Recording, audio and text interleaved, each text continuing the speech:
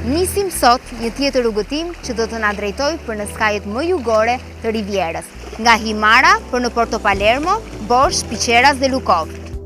Duke vazhduar rrugën mes detit të kaltër dhe maleve me gjelbërim të përhershëm, na shfaqen përpara dy gadishuj, ai i Panormit dhe një tjetër më i vogël, ai i Palermos, të cilët përfshin midis tyre një hapësirë deti dhe xhepash të qetë natyror për ankorimin e anijeve që në kohët e lashta.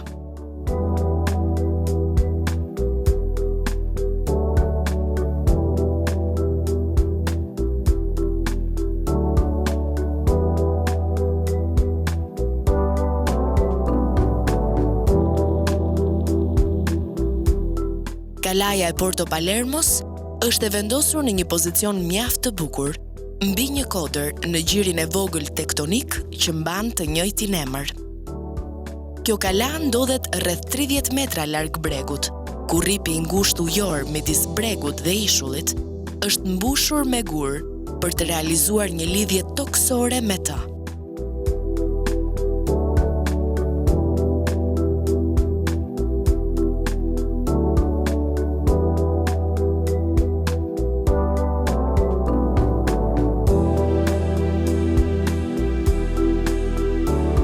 Sipas një mbishkrimi mbi portën e kalas, kjo fortesë është ndërtuar nga Alipash Tepelena në vitin 1804 me ndihmën e inxhinierëve ushtarak francezë dhe është ngritur mbi gërmallat e një kalaje të mëparshme.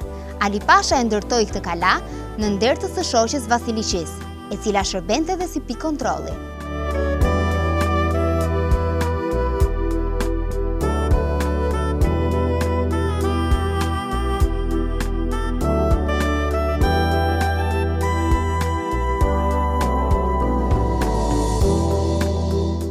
Kalaja ka formë planimetrike trekëndore, me 3 bastione të fuqishme në përqoshe dhe ka një arkitekturë bizantine. Për masat e saj janë 150 metra me 400 metra. Lartësia e mureve arrin në 20 metra. Hyrja ndodhet në mesin e murit jugor.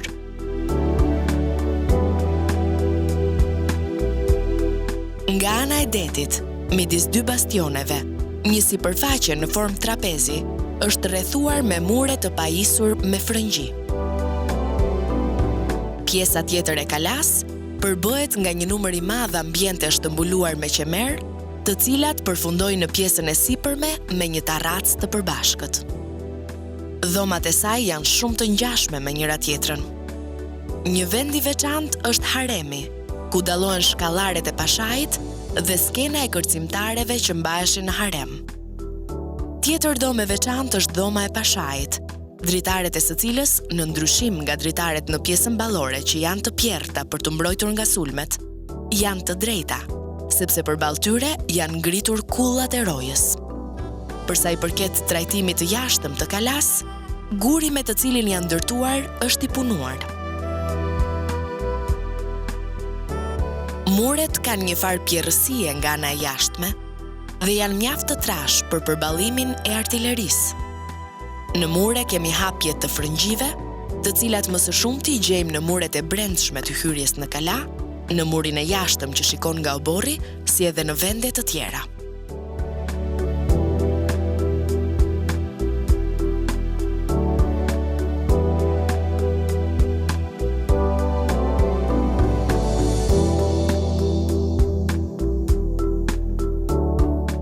Gadishulli ku gjendet kalaja është i mbuluar me shkurre mesdhetare gjithnjë të gjelbra, ndërsa nga bedenat hapet një pamje mjaft e bukur e detit, ku dallohet edhe gjiri ku mendohet se lahej Vasiliqia.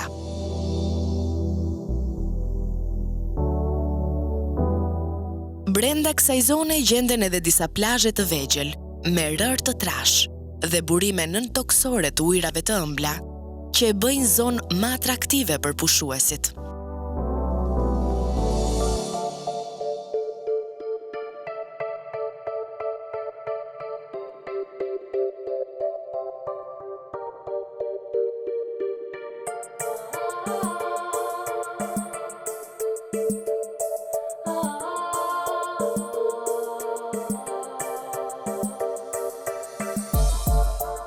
Në këtë hapësirë të mbushur me legjenda dhe histori, zhytësit dhe të apasionuarit e ujit do të gjejnë parajsën e tyre, sepse ky vend është i pasur jo vetëm me bukurinë natyrore, por me amfora dhe enë qeramike të mbetura që nga lashtësia.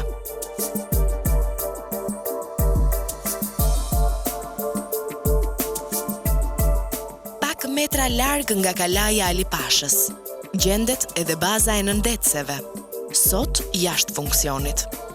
Për shumë vite ka qenë një vend i ndaluar për të vizituar, ndërsa sot ajo është krejtësisht e braktisur.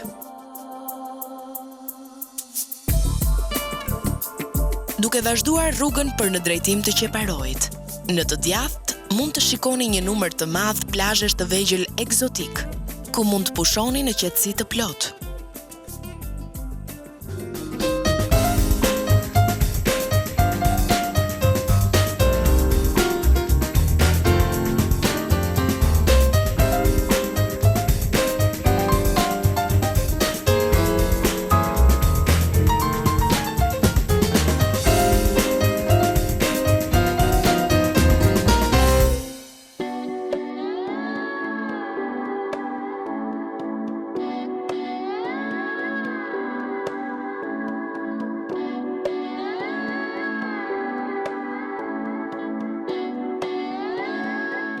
Nëse do të vazhdoj më tej, do të na shfaqet një tjetër pamje sa mbreslënse, aq edhe shplotëse. Lugina e Qeparojit, plazhet, fusha e gjelbër, ullind, si dhe sipër Kodrës, Qeparoji i vjetër.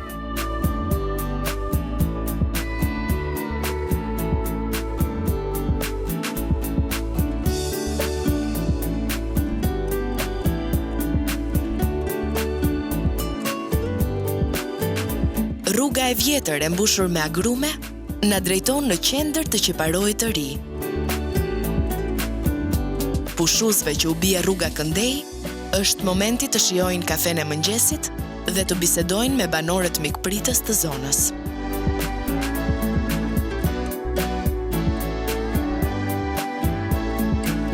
Stacioni ynë i parë, plazhi Skalomës, është i veçantë për rërën e hollë dhe detin e cekët.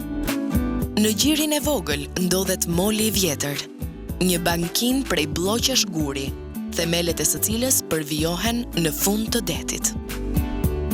Infrastruktura e turizmit këtu bazohet në turizmin familjar, lehtësisht të dallueshme nga dhomat me shumë shtretër dhe me hapësira gatimi. Restorantet afrojnë një shumëllojshmëri gatimesh që ndërthurin kuzhinën tradicionale me atë italiane. Prodhimet e freskëta të detit nuk mund t'i mungojnë kurrë kuzhinës së restoranteve, por nëse do të donim të shijonim diçka tradicionale këtu në Qeparo, e kemi mundësinë. Një udhëtim magjik në rrugicat e fshatit karakteristik, për të kaluar pastaj përmes shtëpive hotel, ju drejton për në plazhin e artë me zallin e bardhë të Qeparojit, një nga plazhet më të bukur të zonës.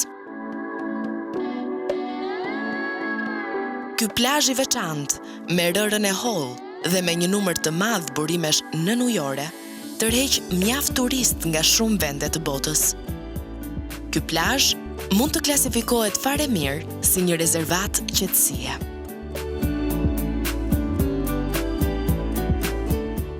Qeparoji ofron pushime për familjar të cilët mund të zbresin në plazhet e shumta, që nuk janë më larg se 5 minuta në këmbë nga qendra e fshatit, si dhe pushime për njerëz të çdo moshe që kanë dëshirën të shijojnë magjinë e gjireve të virgjër që fshihen në bregdetin rreth Qeparojit.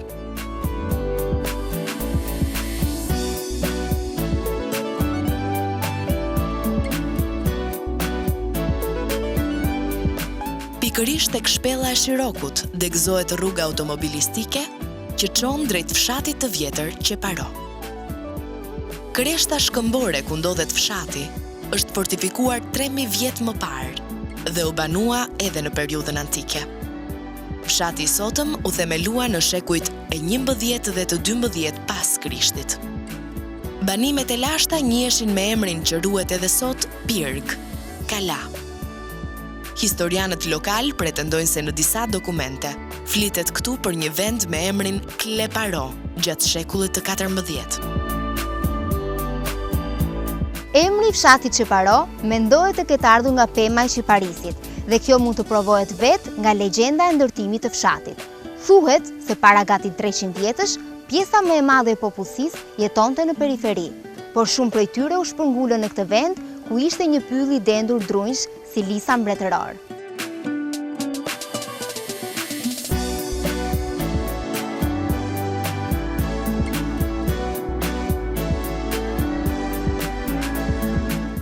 Çeparoi i sipërm është një nga fshatrat më të bukur nga fshatrat e jugut. Stili i shtëpive të ndërtuar krejtësisht me gur, edhe befasit që të presin në kthesat e papritura të rrugicave, e bëjnë këtë fshat shumë tërheqës. Po ashtu, një pjesë e rrënojave të Çeparoit, sikur kanë marrë atë shkrirjen me shkëmbin, sa tashmë janë kthyer në monumente artistik, që sikur të vjen keq ti ndryshosh.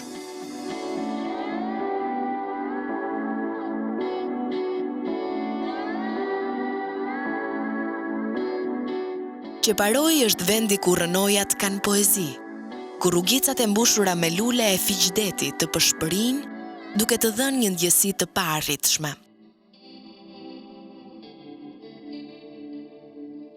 Në të gjithë fshatrat e jugut, karakteristik është vendosja e tyre mbi lartësitë e kodrave dhe maleve që shohin mbi det. Por në Çeparo, kjo lartësi është më e madhe se gjithë të tjerëve. Dhe bukurisë së peizazhit që të hapet nga balkoni malor ku është vendosur, të lë pa fjalë.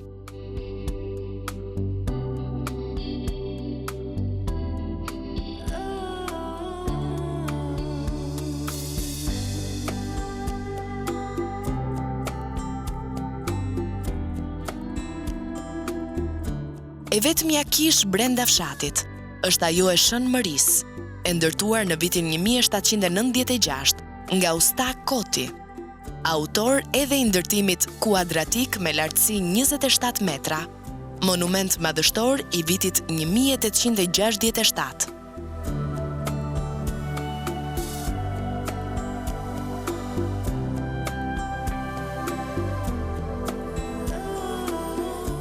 Peizazhi që shfaqet kur je në Çeparo është i mrekullueshëm jo vetëm për nga ana e detit poshtë, por edhe për nga ana e maleve.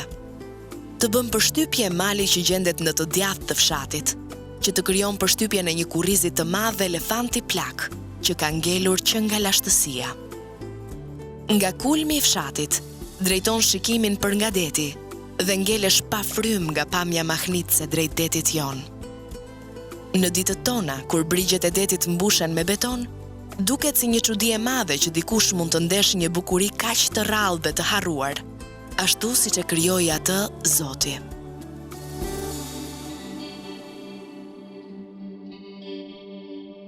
Në Çeparo ndërrimtari do gjejë atë që kërkon. Dhe për atë që është i lodhur nga zonat e zhurmshme urbane dhe ka vendosur ta harrojë për pak kohë ekzistencën e pjesës tjetër të botës, do të jetë vendi më i përshtatshëm. Morëm rrugën për në det, por prapë mbetëm me kokë të kthyer mbrapa nga fshati i vjetër. Edhe pse tani jemi poshtë dhe në një distancë të largët, mali dhe fshati i vendosur mbi të duken më të bukur, sidomos kur je në det dhe ngre kokën qielli të magjeps.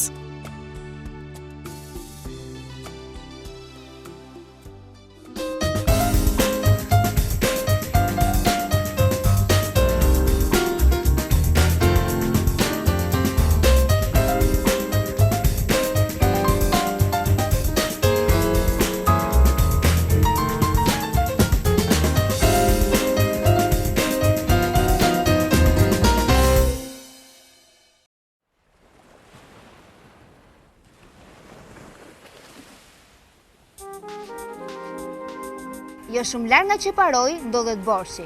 Sapo del në sheshin e Shën Thomajt, të shpaloset një panoramë mrekullueshme. Vija e bardhë bregdetare duket e pafundme me kilometra të tëra deri ku arrin syri.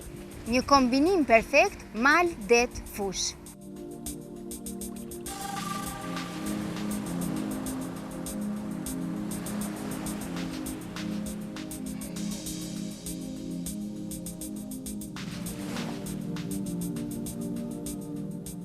Borshi shtrihet përgjatë një gjiri të bukur të Jonit, ku i vara e bukur e Ixuarit ka krijuar një fushë të mysët që vjen duke zbritur nga kalaja e Sopotit drejt bregut. Këtu ndodhet plazhi i Camorezës, një nga më të mëdhenjtë të rivjerës shqiptare. Pozicioni gjeografik i Borshit, i vendosur në mes të bregdetit të Jonit, lejon që ai të arrihet njësoj nga të dy ekstremet e rivjerës shqiptare, duke i dhënë mundësi një numri të madh turistësh që ta vizitojnë këtë vend. Plazhi i Borshit, duke filluar nga delta e Lumit, zgjatet për më shumë se 4.5 kilometra në drejtim të Piqerasit. Në shpinën e tij nga ana veriore, shtrihet në formën e një trekëndshi me bazë nga deti, fusha e Borshit, me një sipërfaqe mbi 150 hektar. E mbi të qëndrojnë si kuror malet e Lavanit e të Gjinvllashit. Plazhi është kthyer në një pikë të rëndësishme turistike në vend për të gjithë pushuesit. Prania e formave të ndryshme të relievit në një distancë të vogël në vijë ajrore lindje-perëndim i jep një bukuri të rrallë këtij plazhi. Ujërat e kristalta të detit Jon mund të admirohen nga lartësitë e fshatit të vendosur në faqen e një mali.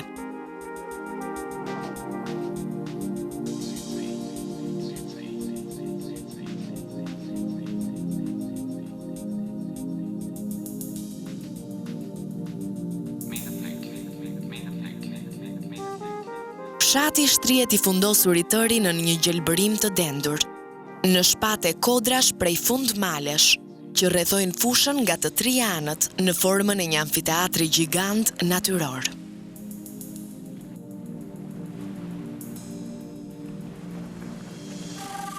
Në qendër të fshatit gjendet dhe Ixuari, dhe është një nga 697 monumentet natyror të Shqipërisë. Burimi zbret nga lart, ku ndodhet ujvara e fshatit, e cila përveç bukurisë së rrallë që i ka falur vendit, i shërben edhe dobishëm banorëve për ujin e kulluar që ka. Këto burime i japin qendrës një freski dhe bukuri të pazakontë, e cila shijohet nga shumë turistë gjatë periudhës së verës.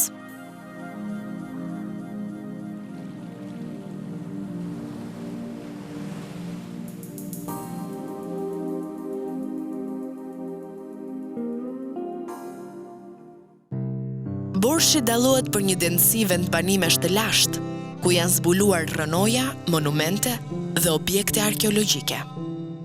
Borshi, emrin e lashtë, e ka pasur sipas rastit Oresha, Orestis.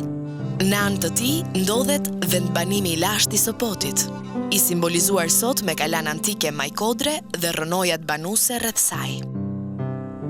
Kalaja e Sopotit daton fillimet e saj antike në shekujt e 6 dhe të 5 para Krishtit.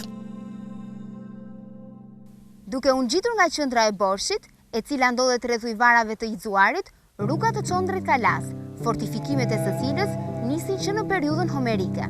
Sipas studiuesve, qyteti antik që u ngrit këtu quhej Meondria.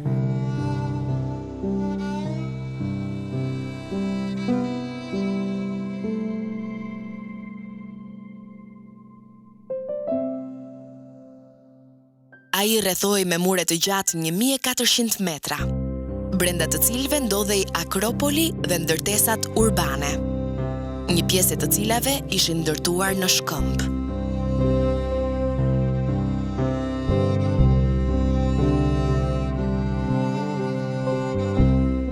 Në mesjet, kalaja e Borshit u quajt e Sopotit, emër të cilin e ruajti deri në vitet e pushtimit turk, gjurmë të cilit shihen tek xhamia e ngritur në një nga anët e Kalas, e cila ruhet akoma në gjendje shumë të mirë.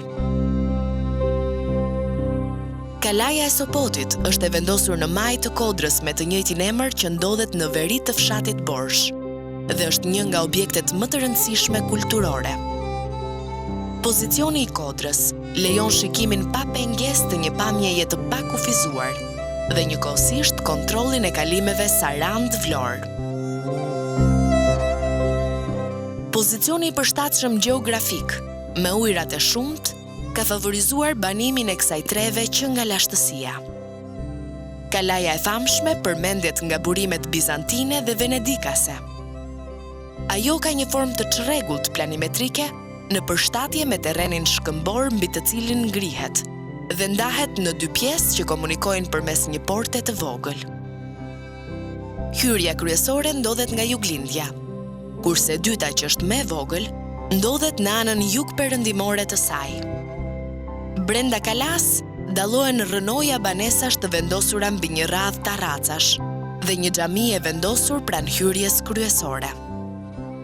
Kjo xhami mendohet të ketë marrë formën e sotme pas mesit të shekullit të 18 dhe është e pozicionuar në këndin juglindor të kështjellës, në kuotën më të lartë të saj, nga ku zotërohet ambienti rreth e rrotull dhe së bashku me muret dhe bedenat e kalas, krijon një unitet interesant arkitekturor. Xhamia është ndërtuar nga bërshjoti Haxhi Bedo, mik dhe mbështetës kryesor i Ali Pashte Pelenës në Bregdet.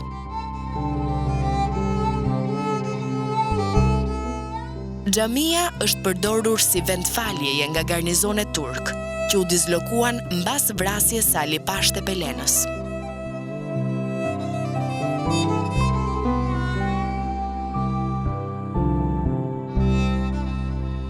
Në pjesën e brendshme, që konsiderohet si vendodhja e një qyteti antik, në një gjatësi prej rreth 10 metrash dhe një lartësi prej 1.33 metrash, ruhen pjesë të një muri rrethus prehistorik.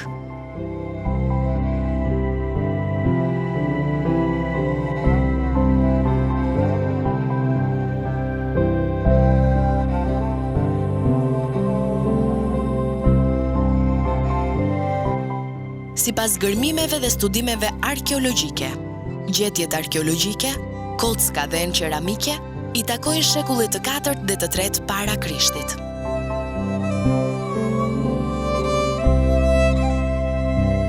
Po largohemi nga ky oaz i pakrahasueshëm klimatik dhe njëkohësisht origjinal për vlerat historike që ka, për të vazhduar udhëtimin ton për më në jug, drejt plazhit të Bunecit.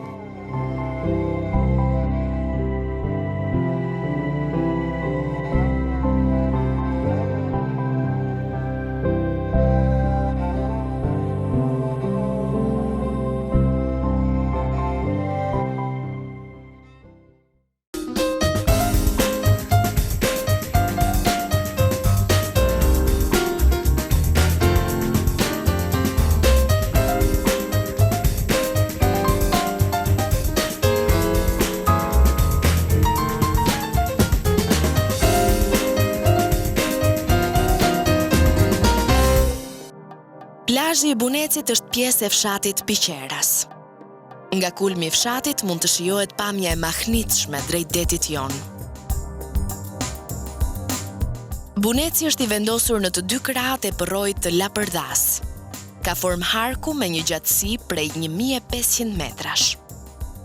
Gjerësinë maksimale, plazhi arrin në pjesën qendrore të tij, ku shkon deri në 100 metra. Është një plazh i pastër dhe i mbrojtur mirë nga erërat.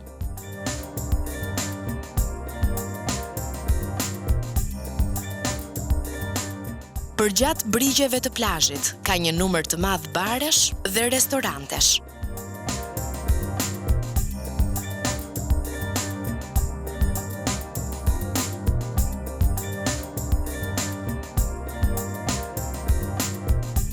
Zona ka një larmishmëri zgjedhjeje në fushën e hotelerisë, duke filluar nga dhomat familjare me shumë shtretër të pajisura me kuzhinë, deri tek hotelet luksoze me të gjitha shërbimet.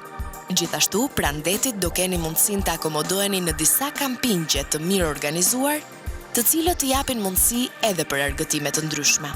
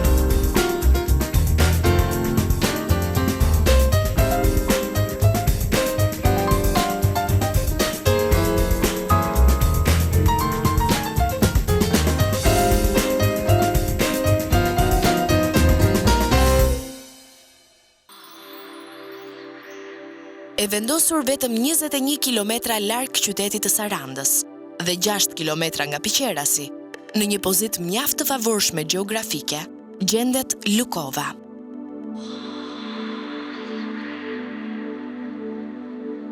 Ky fshat ofron përpushuesit mundësinë e përzgjedhjes së një pakete mjaft të kombinuar pushimesh. Lukova është një ndër fshatrat karakteristik të Bregdetit shqiptar. Emri Lukov mendohet që vjen nga slavishtja Luk, vendi gjelbër ose pyll i dendur. Në shekullin e 16 figuron me emrin e vjetër Lukovo.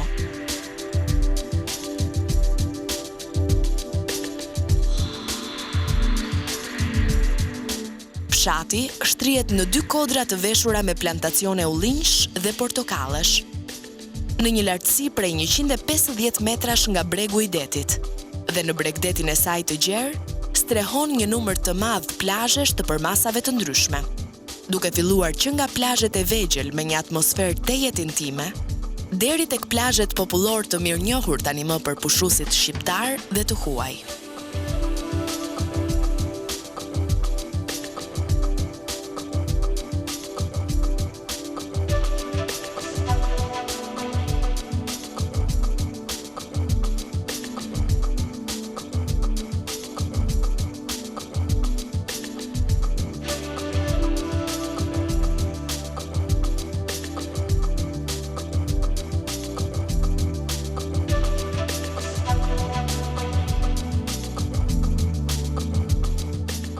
Në qoftë se bëni një vizitë në fshatin e vjetër, do të gjeni shtëpitë e bardha tipike, të mbuluara me lule, që përshkrohen nga rrugicat e ngushta me kaldrëmin karakteristik. Por nëse eci më tej, do të shohim plantacionet me ullinj që na çojnë drejt plazhit të Shpellës, një nga plazhet më të bukura të zonës.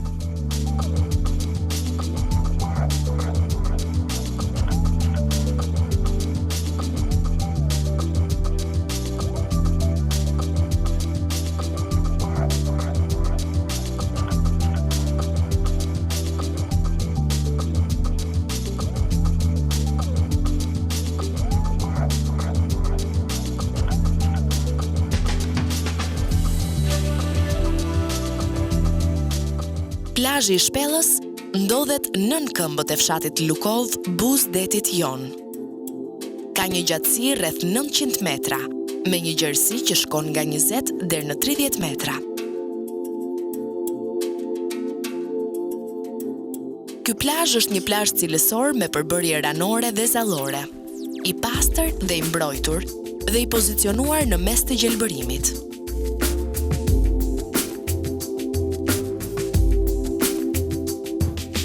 Dy ekstremet e tij kufizohen me brigje të butë shkëmbor.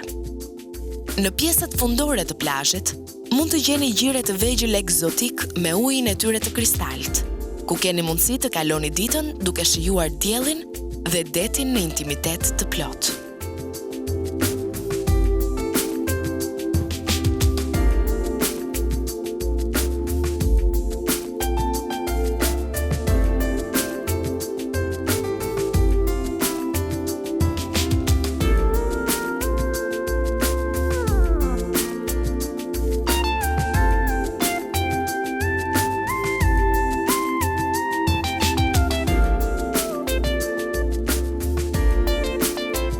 Formacionet shkëmbore nënujore i bëjnë këta gjire një vend tepër interesant për zhytje.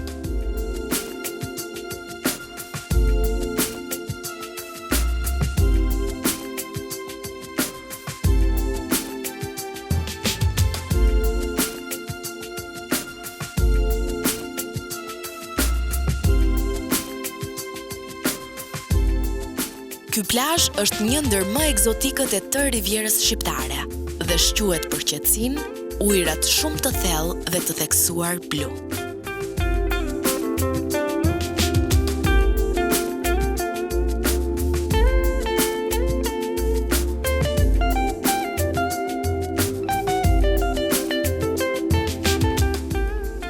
Ja ku i erdhi fundi udhëtimit tonë në Lukov.